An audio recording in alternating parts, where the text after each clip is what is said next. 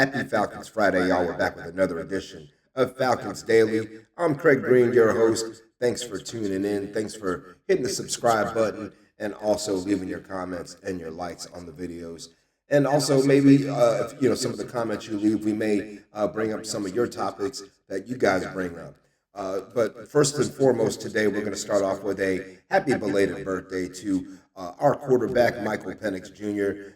Mike turned 25 years old yesterday. It's hard to believe that our quarterback was literally born in the year 2000, but alas, here we are.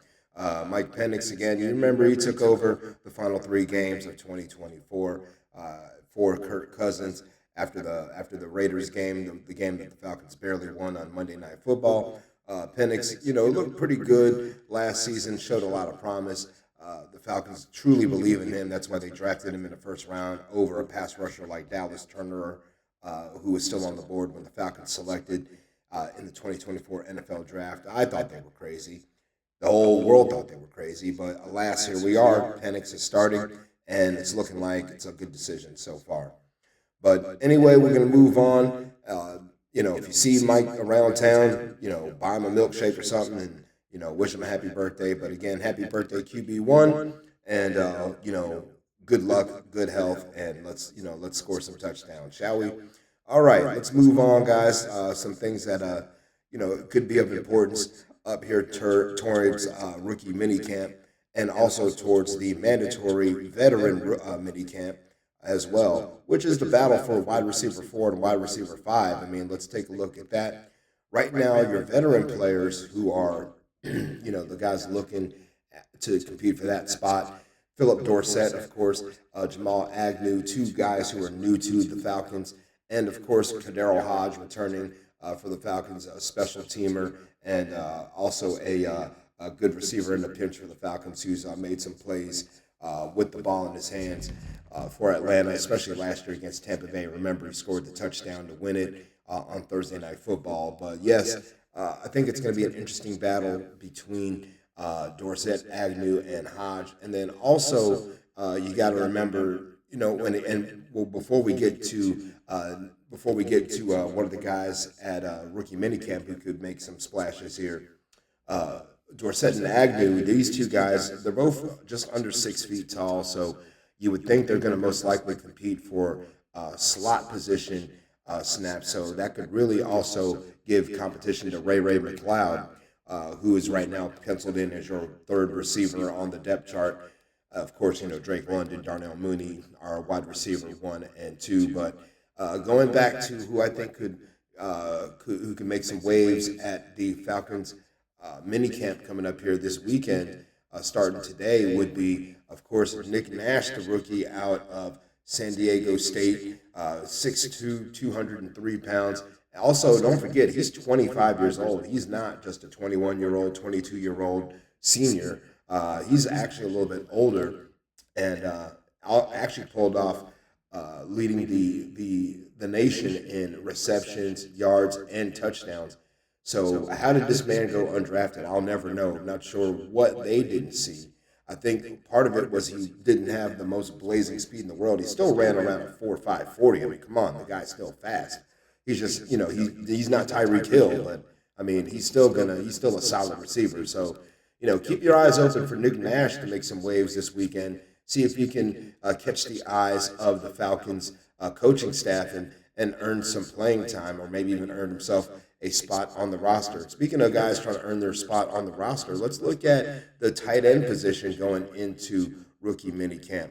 One guy on my mind is Joshua Simon, the tight end out of South Carolina. Again, he's 6'4", 240 pounds.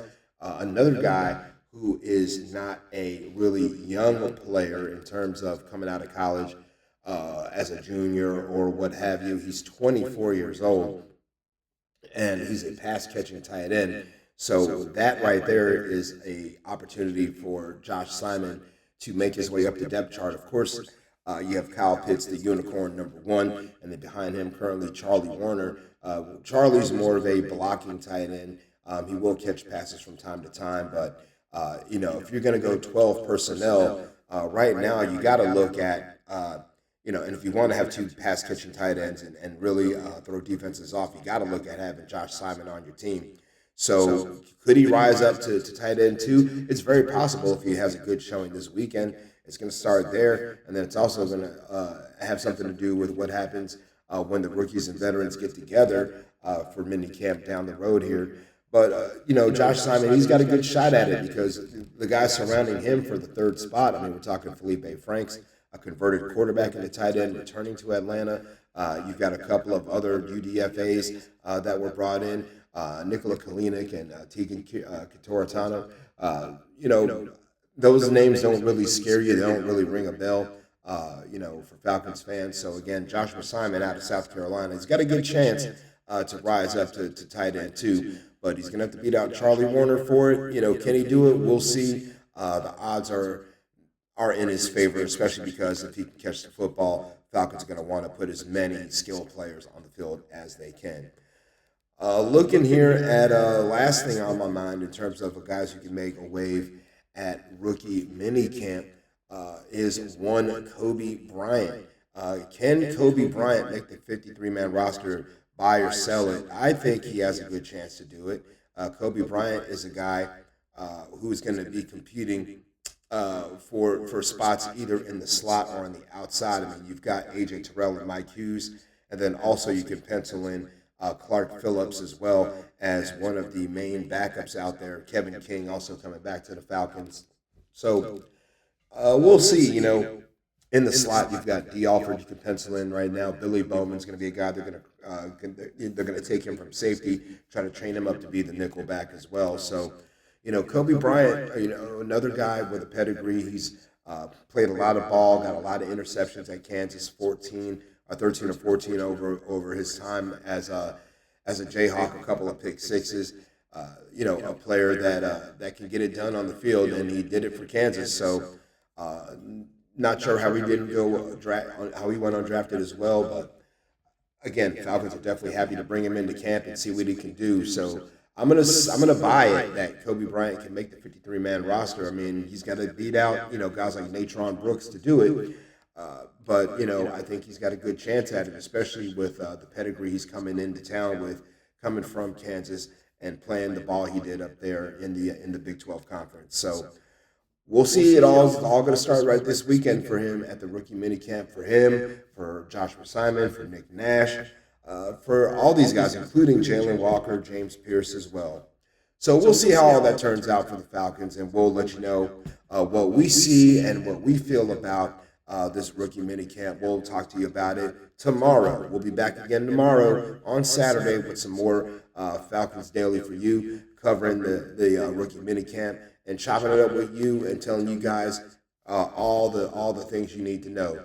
So again, thanks for subscribing to the channel, and again, please share it with your friends and leave some comments and let us know how you feel about what the topics we're bringing up, and we'll maybe even take into consideration some of the things that you guys are talking about for future content down the road. If you want to follow me on social media, you can find me at Craig G Sports. So that's CRAIG, the letter G, and the word sports. So Craig G Sports, you can find me there. Give me a follow, say hello, let me know that you found me on Falcons Daily, and we'll shout you out. Again, guys, have a great weekend. We'll see you tomorrow with more Falcons Daily. Until then, deuces.